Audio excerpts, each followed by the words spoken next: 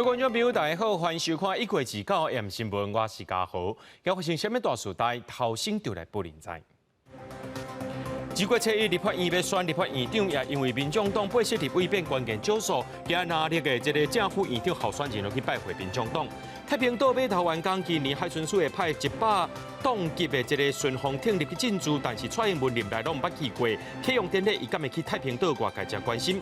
今日中昼国道3号路南两侧路段发生修路车拢国道工停车，造成工停车并落去山坎，造成1死以上意外。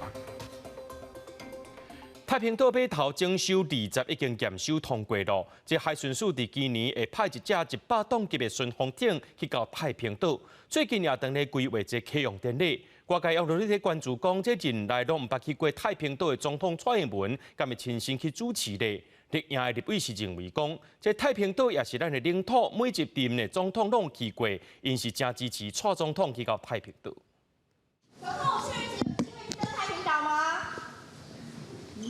面对记者问题，蔡总统无回应。太平岛港边加签加码头征收工停去年完工，20验收通过。海巡署表示，最近当地规划启用典礼，外界关心任内毋捌上岛的总统蔡英文敢会亲身去主持。总统府表示，若做有排定会发布通知。立院立委认为太平岛是中华民国主权甲领土，历任总统拢有去过太平岛，正支持。蔡英文总统过去我也觉得蛮恰当的啊，而且太平岛。那边有很多国军官兵，我们可以去慰问他们，那也可以宣示我们太平岛的主权。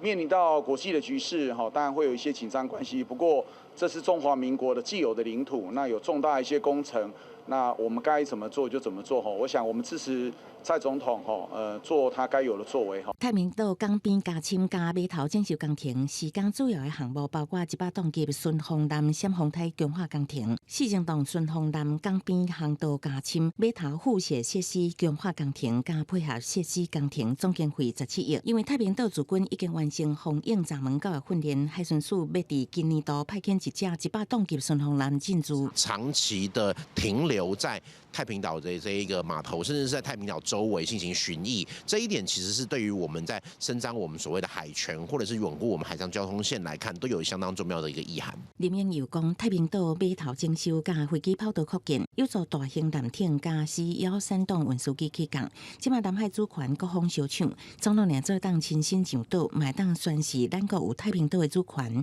也甲南海的话语权。记者综合报道。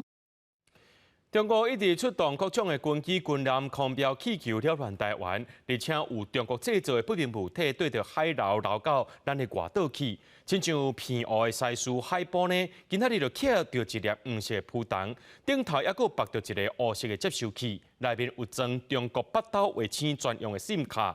学者分析讲，这应该是中国为着要收集海洋资料的相关设备。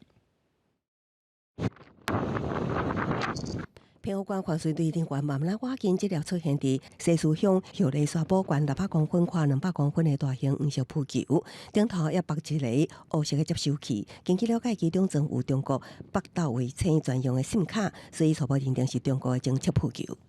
其实入冬之后，在澎湖海域，那时常可以发现一些不明的，等于是海洋参数监测的大型的浮球上面有一些附有简体字样的一些零组件那研判大概是来自于中国大陆。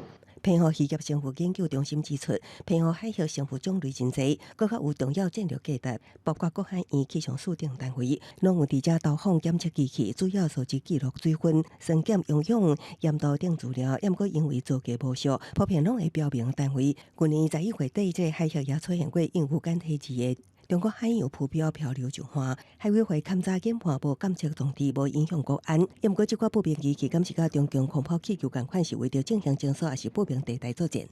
它收集这个水文目的当然是，为了它的海军的水面船舰或者是潜舰了解这个水质或者是它的盐度等等。那对于它的水面的军舰或者是潜舰的航行，是非常重要的参考资料。透过它上面的这个卫星电波发射器，然后传送它的位置跟收集的资料，然后到北斗卫星，再由北斗卫星传送到原来布放的单位。学者表示，中国决定武力犯台，台湾海峡会是重要作战区域，确实可能真需要相关水文资讯。咱国应该对内存资料加以分析，作为后手情报之用。记者综合报道。国防部昨昏伫台海附近侦测到这7架登陆军机、6架军舰，也有1粒空飘气球飞过海峡中线。针对到美国对台湾军售进度延后的问题，才拄结束访问台湾的美国众议院台湾连线共同主席贝拉，伊是搁一摆强调，是因为俄乌战争甲以哈冲突，才会互装备踏实的努力。美国也会确保双连甲台湾徛共边。国防部公布，伫2月归工，总共侦测7台次的强机、6台次的强舰出现伫台海周边，也有1粒空飘气球飞过海峡中线，自台中的西南平68海里的所在，向东平飞到北部的天顶才无去。共军继续扰乱台湾，严过美国对台湾的军售，依然是1日前，拄则结束访问台湾的行程，登去美国的众议院台湾连线共同主席贝拉，伫接受电视台访问的时阵。重新伫台湾的讲法，讲军备散线，确实因为俄乌战争加中东战争而塞车。另外，正伫咧赶工制作，美国国会加行政部门将会努力确保3零。美国加台湾是徛做伙。Within Congress, there's a recognition of the importance to get these indigenous production lines in the United States up and running, modernized, working with industry, but also then to work with friends and allies to in the region to also create some production line. 贝拉也强调，美国向北京传达的信息是希望维持现主时的状况。不过，中国方面动作真多。根据日本的独媒新闻报道，中国2013年单方面伫咧东海威胁防空识别区，唔但甲日本的 ADIZ 小塔，也佫甲钓鱼台也包括在内。伫咧最近也上台部署至少3台军舰甲外来航机赶走。定定甲日本的护卫舰小队，日本媒体认为，目的是为着要阻止日美伫咧台湾有事时阵支援台湾。比如说，驻韩的美军航空部队往南支援的时候，中共可能就会在这里设下相关的这个主角区。但是无论如何，中共它的军事力量还是不足以在台海就是发动战争。特别是如果美国跟日本来协防的话，那中共胜算就更低了。组织分也分析。甲封锁台海比起来，中共伫咧东海行动是更加注重伫咧整体地缘政治的布局考虑，是想要凸显伊的主权甲地权，也为着要争夺这个地区的油气产的资源。记者综合报道。立法院长啥人来做？伫2月初1就投票咯。民众党有8席的这立委变作是关键少数。国民党的韩国瑜、江启臣今早起也去拜会民众党团，双方闭门会谈40分钟。会后，韩国瑜表示沟通过程正顺，包括民众党所提出的4项改革。另外，民进党游锡堃带机枪下晡也去拜会民众党团。游锡堃表示，讲双方交换意见拢是把台湾的国家利益放中，政党的利益放伫边啊。要不要拥抱一下？回是讲要揽一个无，这无正做国民党甲民众党会谈的焦点。立法院长指称，民众党有8席关键的少数，国民党韩江培离到拜会民众党团，争取支持。双方闭门会谈40分钟。会后双方拢强调，毋是密切协商。韩国瑜讲，双方什么议题拢有讲到，吴国昌是讲无事实行动。很多人都说密室协商好像有利益勾结，我要再一次的澄清，当今的国民党是在野，我们没有任何资源。所以，我们只有无比的真诚，来跟民众党来交流意见。我们两边是针对国会改革的理念，那以及未来在国会当中，所有的在野党，能够跟执政党的立委，针对国会改革的议题，怎么样健康的让台湾的国会能够更进步。对于民众党提出国会4项改革，韩国瑜讲彼此互动共识真好，也不无讲到委员会，但一调委制。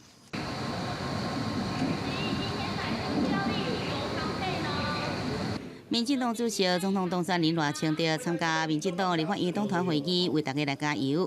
会中通过由现任的正副院长叶锡坤加蔡其昌组成游昌配并连任，两个人会不拜会民众党团。叶锡坤会后表示，双方交换意见，拢是以台湾的国家利益放中央，政党利益放两边。我个人觉得这个是好，因为全世界大部分的国家这都是单一招委，不过。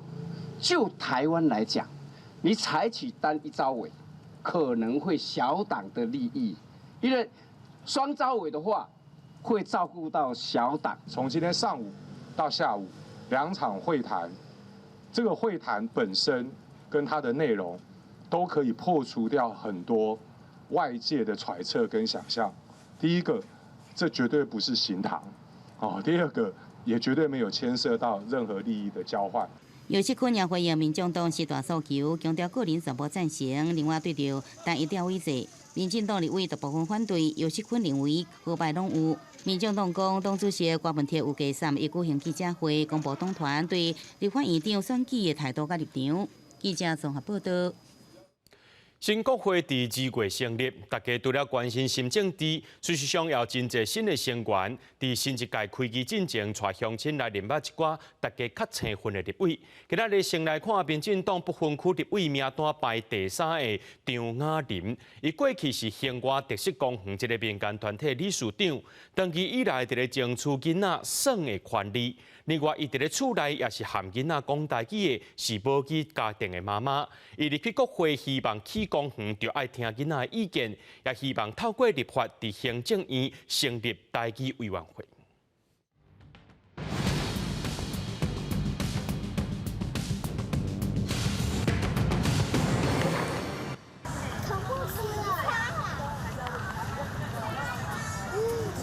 囡仔八悬八家，这种真有挑战性的特色公园，全台只有6座。新任的民进党不分区立委张雅玲，过去是兴华特色公园 NGO 理事长，注心伫咧争取囡仔耍的权利。若要互囡仔耍了欢喜，张雅玲除了希望推动每个县市一个挑战性公园，伊也真要以囡仔参与讨论的权利。培养说话表达能力，拢是真正需要练习的。所以迄当时就甲政府在争取讲，会使做儿童参与式设计，就是你咧去公园啊的时阵，因为伊是上重要的使用者嘛，所以互伊来发表家己的意见，大家来听看卖伊的想法是啥。讲台语真欢喜，耶！甲台语团体合作，用台语念故事，互母语家庭的囡仔听，斗阵推广台语。张雅玲发现台语流失状况严重，伫厝内伊也是参囡仔讲台语的母语家庭。未来进入国会，张雅玲上希望会当透过立法推动台语委员会。亲像你讲客议有客委会，原住民嘛有原民会，因遐有足侪资源课程哦，会使互民间有兴趣的人会使去上。不过台语敢若较少，都是民间家己做。想讲会使入去争取较侪即个资源。为街头演讲体制外的 NGO 加入通推销法案体制内的立法院，不管伫什么款的场所，张雅玲无变的事，拢是为囡仔咧拍拼。伊希望家己加入国会，通互少年人感觉有希望，让愈侪人愿意投入公共领域。因为台湾的政治环境爱好，囡仔一言才会有希望。记者郭宝君、张水台北报道。来看这国道3号路南的两侧路段行中道发生后路车和国道工程车相撞意外，杀害这工程车并落去河南，落落去9公尺深的山崖，造成车顶一个人死亡，一个人受伤。这工程车是规台毁掉。目前呢是这双方拢指控讲是对方造成意外，不过这事故原因佫需要调查。原弄车驶伫为外线道切入中线，原本驶伫内侧车道的黑色旅游车，技术拍到镜，车身显示往道边偏煞，煞来佫转向正面，直接弄到原弄车国道3号南向182.7公里，两侧路段2到11点半左右发生严重交通事故。原弄车轰弄到了后，冲破河南对路9公尺深的并不。以前讲撇掉有撇掉有偏撞到而已。当初就是这个应该没什么问题了，应该没没有生命危险啊，一个上救护车前是都没有反应啦。元朗车并落伫台中市向上路边仔的面部，车头已经毁掉，21岁姓李驾驶面甲骹手受伤，坐伫副驾驶座的57岁姓陈工程人员当场就无喘气心跳，送医急救有缘死亡。元朗车业者表示，迄当时当咧前往185公里处理落落的物件，行驶中风浪着。那技术调水49岁旅游车教授无受伤。我是直行，对啊，然后就是看工程车靠过来这样，对。啊，你吓一跳？对，就吓一跳。它有发生碰撞吗？之后我就不知道了，之后就太突然了。缓撞车行驶于中线车道，自小客车行驶于内侧车道，自小客车因不明原因往右擦撞缓撞车，导致缓撞车撞击外侧护栏后翻下边坡而肇事。本起事故导致一人驾驶受轻伤，那缓撞车的副驾驶乘客送医不治。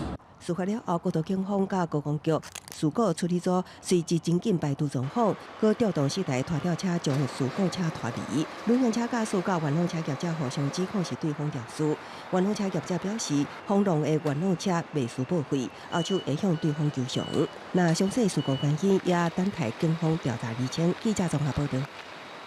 伫咧新北市淡水街早起发生一桩后生胎死老爸案件，是一个31岁查甫人，伊用门匙仔来甲这61岁老爸吹死。警方赶到现场，发现这61岁老爸倒伫涂骹，颔棍互门匙仔电掉的，已经是无喘气心跳，厝内面也有烧派分裂。这报案的负责人向警方表示是后生胎死老爸，警方随去掠人，落尾伫咧淡水区的光明街掠到这个31岁嫌犯。嫌犯表示讲，不管老爸一个家人拢伫咧啉酒，2个人才发生冲突来甲伊杀死。警方也依照杀人罪，甲伊移送树林地检署侦办。高雄有一个姓黄的爸爸和太太长期照顾有精神疾病后生，2年前呢，伊伫咧厝内面发生冲突，用电线甲这囡仔吹死。老爸主张讲，长期照顾囡仔压力真大，情绪才会失控，才会发生这款的意外。一审2审拢是依照杀人罪，甲伊判刑4年。最高法院今仔日驳回上诉，专案确定。警消人员赶紧出动，一个自闭症的囡仔甲老母冤家，老爸甲伊按打，带去楼顶。不过伫过程中，又搁甲这个囡仔起冲突，老爸用充电线甲后生地死。这个家庭的悲剧发生伫2年外前，姓的老爸1、2审拢依照杀人罪判刑4年。最高法院第2日驳回上诉，专案就此定案。当事人是主张他在行为当下他对于那个行为的一个辨识能力。会因为长期累积下来的压力造成影响。除了小时候从小开始，除了医疗上的照护安排就学期间又因为常常在学校惹祸这个姓的老爸讲，照顾后生10多年，处理囡仔甲医疗照护、读册这问题，互伊感觉压力真大，伊阁继续得到忧郁症，一时情绪失去控制，失手甲后生地死，就算合议庭无采信认定有无杀人，不过伫案发了后，家己报案，构成自首的要件，也因为长期过度负担的情绪压力，强要爆发，才有杀人犯意。符合情节互人同情的规定，2摆得到减刑。我们要看还有没有再审的可能，我们要看还有没有这个可能要看等最高法院判决书到了可能我会找当事人。亲人的长期照护引发的杀人的案件，国内不时发生。有部分的案件伫照顾多年了后，凶凶犯下违反社会伦理的杀害，造成这个悲剧。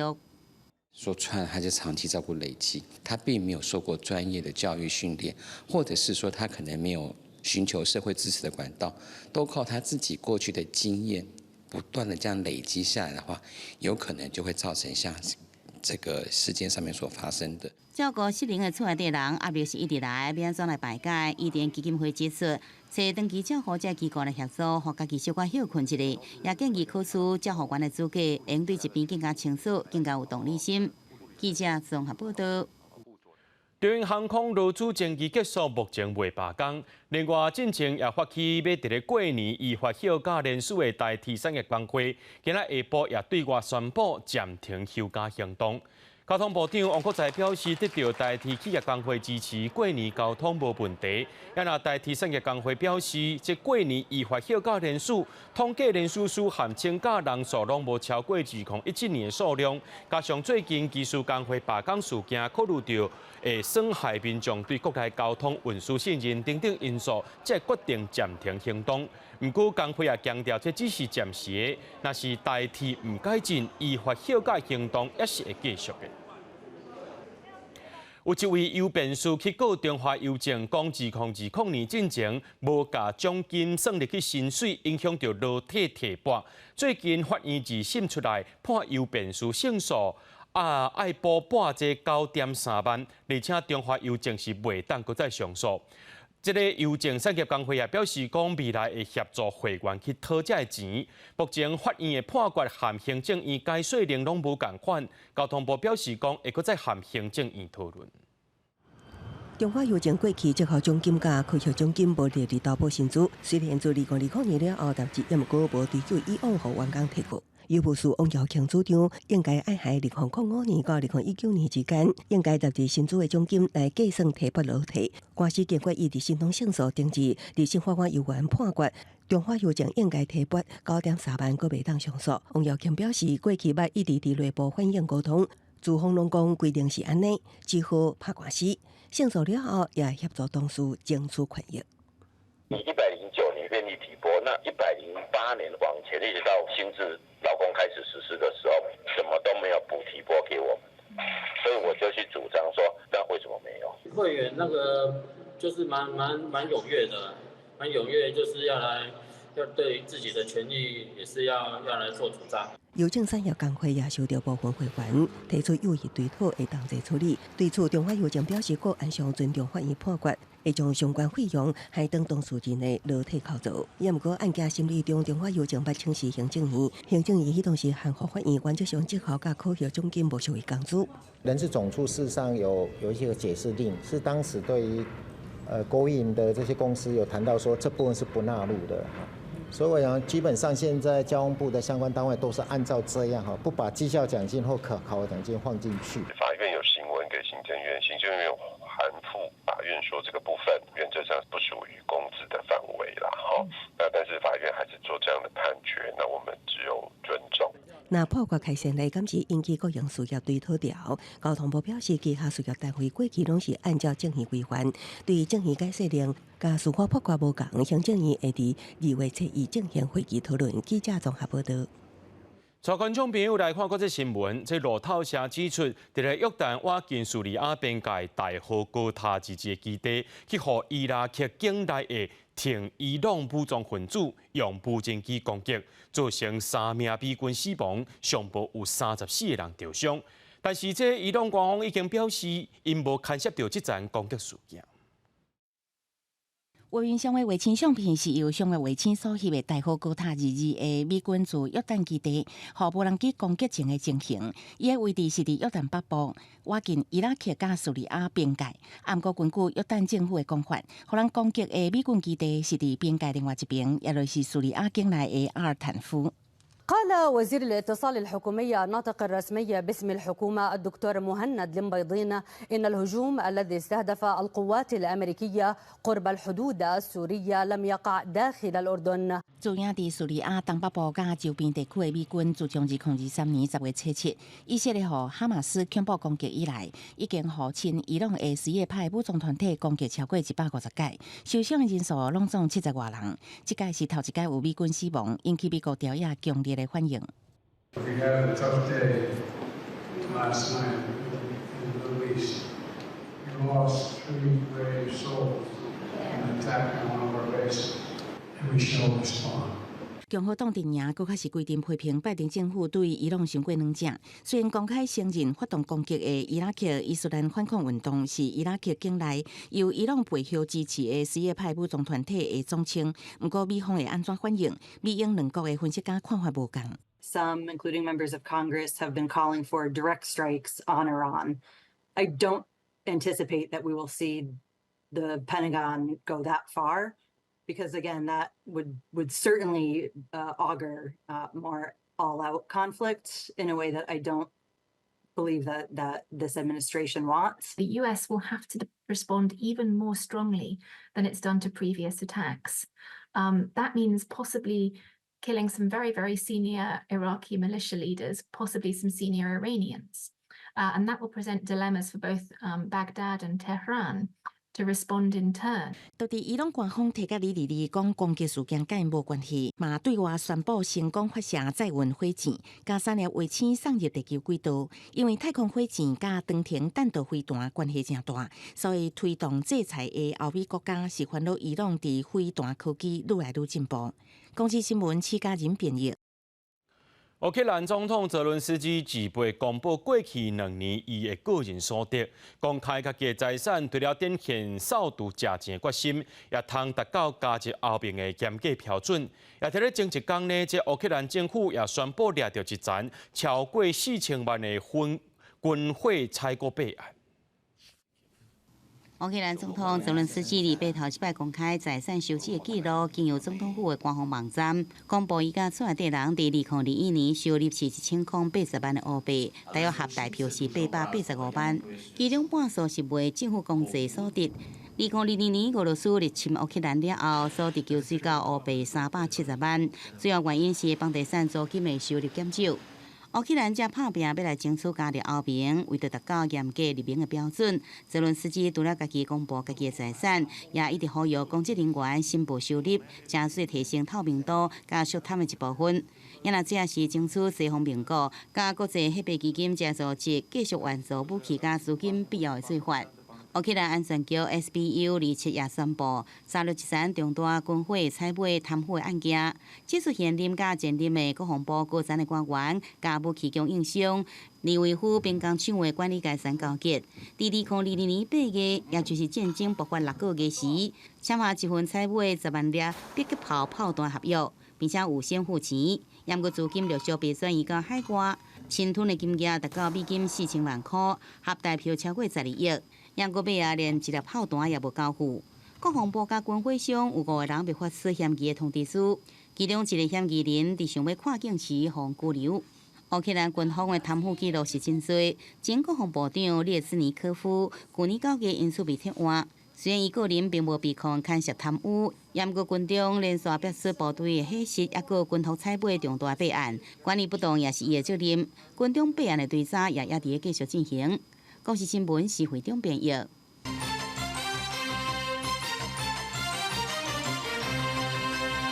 真侪国家拢伫咧发展月球进步，咱台湾是由中央大学团队甲基建发的深太空辐射探测器已经运去日本筑波太空中心，上紧伫今年第4季就会当上日本民间公司的登月艇去到美国发射上太空。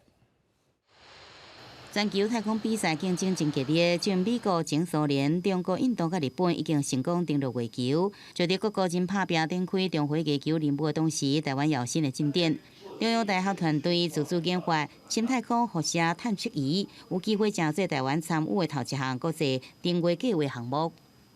深太空其实是个高游离辐射的那个环境，我们电子元件寿命会衰退，辐射剂量累积的速度，在各不同阶段、各不同太空天气的那个条件底下，更进一步去了解我们的太空环境，或者对于就是未来那个卫星任务，或甚至要派太空人或其他生物体上去的话，是很重要的参考资料。想要让探测仪伫太空环境的运行无简单，计器团队大部分是以加轨道的维持计划为主。一摆打造深太空的科学成才，就面临严峻的太空游离辐射环境，也佫有热控的挑战。要小于10公分乘10公分乘3公分，然后呢，重量不可以超过400公克，就是1包茶叶的那个重量。再从地球飞到月球的那个加热跟冷却的环境，还有月球表面上的那个热控环境，去判断说有哪一些那个元件可能会过温，我们可以怎样在有限的空间、有限的重量底下去加入我们所需要的热控元件。软体突然就是可能电流、电压突然不正常，也就是一步步的出错，然后再去改正版本。里面其实就是一块电路板。控制系统的电脑之外，就是一个量测辐射剂量的 IC 这样子。小小科学的成才，当中只有400克，却是台湾探测深太空辐射环境的先行者，就已经到日本，加入民间定位公司 iSpace 北投2第2摆任务。有嘅上紧，今年第4季就到美国，在老鹰9号起升空来展开任务。记者综合报道。南部这几年厝价直直起，根据着内政部资料显示，最近5年来买厝压力加重的前5名县市，台南、高雄、嘉义市拢排有名，因为是受到这台积电扩航园区甲交通建设等议题影响。民间团体也认为讲，这政府就要检讨土地开发相关政策，摆互经济发展和土地开发，甲这厝价贴甲遐尼悬。来到高台地区，四界拢是兴建中的建案。高雄最近受到台积电设厂桥头工业园区这个议题影响，房价大起。以南仔坑做例，疫情前30平左右3房含平面车位大楼户，开价700多万，即马拢爱1000万起跳。涨幅大概是抓35%到45%，楠梓产业园区一直到南高雄、亚洲新湾，就其实有很多区域都是一直有在建设发展的。那这里的需求也会提高。根据内政部不动产资讯平台资料显示，比去年甲5年前第3季房价所得比，买厝压力加重的前5名县市，第1名是台南，过来是台中，南部的高雄甲嘉义拢上榜。刚出社会的时候，房价差不多透天的200-300万就买得起了。可是现在连最基本的套房也买不起。建案一直起价，销互民众买袂起。像台南永康甲安南区，因为有重大中划区规划，敢若前2年起价幅度到6%至8%。从化区的开发，那相对的呢，对于这些土地的这建商的购得呢，它的成本也相对高。嘉义市因为台积电这个议题影响，若头一个买厝的人买袂起，想要换厝的民众预算嘛爱加较济。不管是买房或者是换屋的预算，其实都已经远远超出预期的数字了。房仲认为，南部房价起价原因包括科学园区交通等重大建设，大商回流和日钱增加等。不过，民团认为根本的原因就是政府带头把地价差悬。过去政府的开发都是他做了开发之后，直接把土地拿到市场上去标售，价格最高就拿到这个土地。事实上，他就是把土地的价格变高嘛。然后开发商土地就是贵买贵卖，扫到起价幅度管袂到厝价起价幅度。民团认为，目前赶紧爱做的就是政府应该重新检讨土地开发政策，卖互经济发展加土地开发颠倒，互厝价变愈贵。记者综合报道。行政院发布2024年性别图像显示，这政府伫咧2021年甲腰颈留职停薪的这个津贴呢，对6成提悬到8成了后，2022年男性申请比例有到25.2%，并2020年的18.2%提升7个百分点，创下有史以来上界悬的。不过，妇女团体也表示讲，目前国内这腰颈假制度规定，一届就要请1个月以上，对真侪家长来讲是无适应。要安怎安排有春秋的空间，这是政府爱思考的。趁天气较好，气温回升，带11个月大的查某囝到徛街附近散步晒日头。李先生原本伫科技公司工作，因为无想要错过查某囝的成长，所以决定伫太太育婴流程结束了后，也得咧申请留伫厝内照顾囡仔。我认为，其实政府现在的补助对于维持一个家庭的生计是不够的，但是如果公司有办法提供更好的福利，例如说给予全新的给付的话，是会很有帮助的。行政院发布2024年性别图像显示，政府伫2021年甲育婴留职停薪的津贴对6成提升到8成了后，2022年男性申请比例达到25.2%，比2020年的18.2%提升7个百分点，是历年来上悬的。这里面的成因可能蛮复杂，第一个是我们政府的政策有一些小小的改变，那再来就是可能当年有疫情上的影响，可能有停托的状况，他需要照顾小孩，所以他就趁那个时候就请了孕假。伫同性伴侣婚姻的部分，2019年5月开始同婚合法了后，到去年为止，同婚伴侣超过25000人完成登记，超过一半是女性。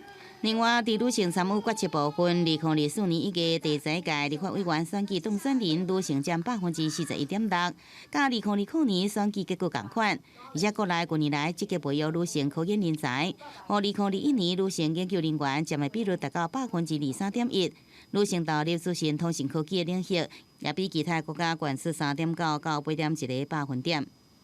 这种所谓性别的这种刻板印象，我相信慢慢在解除了。尤其是当少子化，很多家庭就只有一胎的时候，这几个大型的这种科技业的这个企业，他们有自己附设的托儿所，所以这种情况下，多多少少也会鼓励女性去投入这样的行业。不过，妇女团体也讲，虽然近年来男性育婴留职停薪的比例有慢慢提升的情形，不过即阵过来育婴假制度规定，1摆一定要请1个月以上。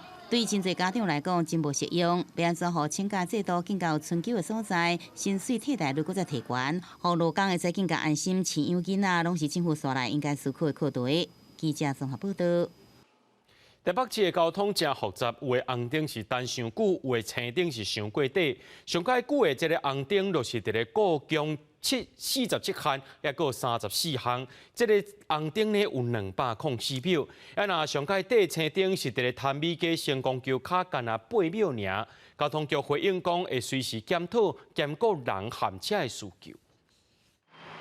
伫台北市平常时尖峰的时段，侪人甲车伫市区内底咧行驶。不过路口的交通号志，但红灯的时间嘛，去互民众批评，毋是伤长，就是伤短。亲像潭美街成功桥下骹，8米宽的车路，青灯敢若有8秒。在地居民讲，要过车路，确实是真赶。是有短一点的，因为这边车子绿灯要过斑马线，对不对？这边车子也是绿灯啊，很危险啊，所以要停一下。长辈是比较慢，是短了一点。我自己是还好了。迄交通号志爱等上久的，是伫国用路47项甲34项，尖峰的时段6米宽的车路，红灯爱等204秒，超过3分钟。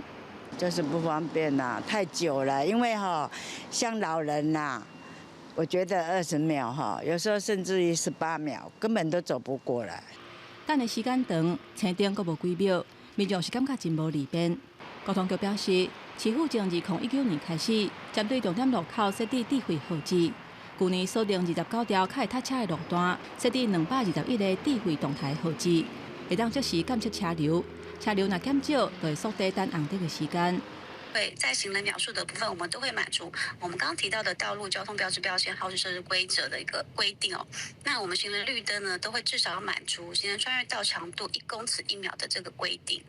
交通局表示，交通号志的秒数原则上会分做是早起、下晡、尖峰、离峰、甲休困日等等的设计，会随时做检讨，而且增加设置智慧号志，兼顾车流顺，也佫有行人通行的需求。记者综合报道。伫高雄市有6个大路口，这1年来交通事件超过200件路。为了要保护用路人的安全，对2月初开始，6个路口会开始施行科技执法。其中一个是要抓无让过路人先过轿车、奥多摆，提醒民众一定要遵守交通规则。交通号志变红灯，所有的汽机车拢爱停落来，互用路人先过。若无后个月开始上悬的罚6000块。这是高雄市大昌路甲建工路路口，附近有高雄高工甲高雄科技大学2间学校，学生真多。交通大队最近特别伫遮设置科技执法，汽机车若无让用路人，就会罚款。嘛会用着行路的，有当时车嘛是足危险的，对啊，尤其高雄的交通。素质有较歹淡薄啊，所以我是高雄人，我嘛是爱讲出来对。保障行人的用路安全，因为有些车子如果看红灯秒数可能快要没有之后，就会硬不让行人，然后穿过去这样子。另外，大中1路这个路口翕到这台车冲红灯，好佳在迄当时路口无人，毋过包括这个路口在内，拢总内路口1年来发生过201件事件，来造成111个人受伤。为了交通的安全，高雄市政府先增加这6个路口的科技执法。这个设备是采用 AI 人工智慧分析，伊会自动分辨违规的行为。处理的项目包括冲红灯、无依标志、标线、号志指示行驶，甲无停落的先让行路人先过。目前高雄市拢总有55处科技执法点，交通大队表示，科技执法是用 AI 人工智慧自动判断讲违规，会连面回传相片，经过警察再度检查违法的状况，才决定开罚单。未来这类新路口伫后个月初1启用，提醒民众爱遵守交通的规则。记者张义辉、邱朝阳高雄报道。嘉义科航园区当咧规划未来科航园区成立，也爱配合加强公安化学工厂的救灾技术。为了要提升消防人员对化学灾害应变能力，嘉义县消防局头一届甲江景医合作，今仔日早起举办救灾演练，也引进新的设备，降低消防人员伫咧救灾风险。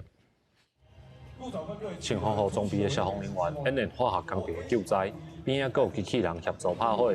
嘉义县消防局29早时，甲工业技术研究院做伙举办救灾演练，希望透过江景医的设备甲经验，提升嘉义县处理化学事故的能力。咱的化灾训练甲化灾抢救啊，会使互交咱公园演来做合作，互咱的消防人员更加安全、更加平安。除了救灾演练，嘉义县消防局嘛甲江景医签署合作协议。江景医会提供灾害救助的装备，佮运用科技设备，互消防人员对化学救灾的演练，毋是干那看影片，佮会当实际操作。咱会当实际用 VR 系统入去这个厂区内底，互咱了解这个厂区内底迄遮设备伊肯定对抓。咱要安怎去关起来？包括伊这拄到危险，咱要安怎处理？伊这一定拢有伊的帮助的。因为平常有多种不同的坏灾的演练，在事故发生的时候就能够有效的在第一线，除了是把这个灾害控制或消除之外呢，更重要的是保护了消防人员的安全。我想这是最重要的价值。嘉义县消防局指出，过去嘉义县处理化学救灾经验无啥济，而且化学救灾的时阵，现场的消防人员拢会有正大的危险。为了配合科学园区的成立，才会伫国内大兴甲江景医合作，毋但加强防灾应变能力，嘛保护消防人员的安全。记者林慧婷嘉义报道。8年前，台南的安南区光厝走溪路又在定线路，德隆仔厝也是台湾独有的建筑甲文化。台南市政府甲瀑布馆举办体验活动，有上百人做伙来逛这德隆仔厝，互大家知影讲生命对抗水灾的艰苦，也体验到庄民互相帮忙迁村的过程。百外人出来，甲两栋外德隆仔厝扛起来行转去旧厝地，因为重现1928年溪南寮这带特殊的景象。这嘛是台港先民8年前对抗水灾迁村的过程。迄当时每若闸门溪做大水，溪岸会放弃，先民就爱同齐扛德隆仔厝搬山过岭到地势较悬的所在。这嘛台南市文化局参台湾历史博物馆甲兴安宫办文化活动，请侪人来体验。跟厝的活动很好玩，人家做重。要扛2公里嘛，是一个足大的挑战。大家团结啦，无这间厝遮大，免那扛会起来。因为早期的时代的人的生活无介好。迄个大江内海，因大个厝拢大概拢是这种。因为对抗水灾，才发展出德隆仔厝的建筑工法，嘛展现人参大自然的和平共处的模式。德隆仔厝嘛正做无形文化资产。德隆仔厝保存者李用讲，这是顺手工落去做，其中厝的宽度、宽度、深径，拢是用天赋地宝挂扭出来寸笑。那家己一个人做，爱5个月才通完成。做一间，就爱先天赋地宝挂落好势，寸笑落好势。开始落去剪料，要做安怎落去青的，较快来教遮龙啊！一步就分足深啦。这个就用，足用。你若无好就位人吼，你水呢袂挡袂掉。这个行动，互大家了解咱溪南寮过去的历史。咱希望这个历史是活的，咱透过这个当参与的方式，了解到这个在地文化甲在地历史。民众对着祖先的脚迹，转去到历史的现场，虽然辛苦，不过是一个珍贵的体验。主办单位嘛，带大家伫宝华顶导览，互大家知影生命开垦的艰苦。记者李上台南采访报道。胡仔爸爸款有一种大张的顶头有印生命的画像，佮当大印，有人讲看到大胡，等于是看到生命本尊同款。伫中华文化宝藏寺最近伫库房内面，发现到一个100多年前妈祖大胡的版画，这妈祖边仔佫刻千里眼顺风耳，呈现过去破失典雅的版画风格。新加木水平均稳伫咧雕刻板，然后纸放伫房顶练练的一张妈祖大胡就印好势咯。中华文化的宝藏寺最近伫库房发现一个100多年前的妈祖大胡版画，庙方表示，过去的人生活无遐好过，较无法度请神明转去服侍，所以用有印神像的大胡来代替。迄阵就是用这个方式，用一种这个雕刻板，用起了大家会使去印一张这个妈祖的图像图样，这个妈祖的图样印起来，就像咧服侍妈祖同款，摕倒去厝的咱人来听头，等于讲咱是妈祖的分身分灵。庙方讲，妈祖大符正中央有保重时3字，佮有千里眼加顺风耳，呈现古典淳朴的雕刻风格。除了有100年历史的大符版画，中华大川的五通宫嘛，甲大符加入当地特产葡萄的元素，重新设计有在地特色的大符。除了咱的五恩大帝甲咱的风味日常，那以外咱内底佫有标明着咱这大村乡的一寡名产，就是讲咱的葡萄，那用这个葡萄甲葡萄藤来做一个伊的边框，就代表着咱地方。民间讲法认为，大符的定义是神像，有顶替保平安的意思。也若宫庙制作大符，会加入神像、庙宇元素，大间庙大符的寸尺模样拢无相同。即阵有宫庙加入新的设计想法，除了保留过去雕刻印刷的技术，嘛会当看到大符版画的新创意。记者杨淑晴中华报道。西北风、花金歌，这拢是经典的台语囡仔歌。即马为着要推广新的台语囡仔歌，公司台语台发表专辑《咱的歌》，内面有19条原创歌曲，有念谣，也有这摇滚等类型，希望互保记伫囡仔的生活当中定进。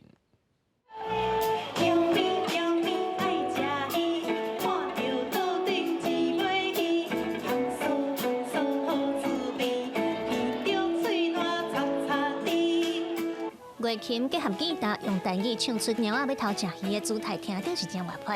公司台语台礼拜发表专辑《咱的歌》，包括这条偷食鱼在内加强19条台语囡仔歌，有风俗、动物等等的主题，拢是要共人创作，为囡仔打造全新的台语歌。正英老师、秀荣老师就帮我正音，就是讲咱一寡台语的变调若是有变得好、变好对，才会意思才会对互我学到这一物件呢。阮其实平常时就有咧写，就尽量要甲生活的一寡物件用台语甲记录落来，互囡仔会当唱。专辑中制作人指出，这古早的台语囡仔歌已经无下现代囡仔的生活情景。公司台语台用1年筹备这张专辑，毋忘讲用囡仔歌的创作，互台语会当伫囡仔的生活中定根，未来也会透过电视、网络等等的媒体放送推广。因为咱即马听的童谣也是囡仔歌拢较旧。迄早的物件可能即摆已经无啊，所以讲即个评选会较去选择迄种较新的题材。阮想要把每一种种类的歌曲都留下来。教育体系，因为咱的国语运动以及咱传播媒体，拢无咧宣传，拢一概拢以华语为主，所以咱的台语歌拢无出现新的台语歌所以咱的歌希望就是讲会当将咱个台语歌变成咱的台湾时代的声音目前，咱的歌这块专辑伫咧音乐平台嘅 Street Voice 会当免费收听。台语台台长嘛，毋忘未来会当有机会继续举办囡仔歌的创作评选，为大众提供优质的台语囡仔歌。记者卢尚如、谢桂林台北报道。谈恋爱就看谁的手段高明。1962年，台湾老电影《龙山寺之乱》，这是一出活泼的恋爱喜剧，用男女主角之间的三角恋来描写台湾早前的族群冲突。但是导演白桥以用族群包容和和谐的结局来传达伊的毋满。研究员指出，这台语片上接用爱情的手路来讲严肃的议题。台语片较实行的时阵，其实观众通常爱看拢是爱情甲家庭有关系即种的题材，所以毋管你要讲什么议题，通常你拢会用爱情甲家庭来甲包起来，安尼至少观众会较会当入口，较会当接受。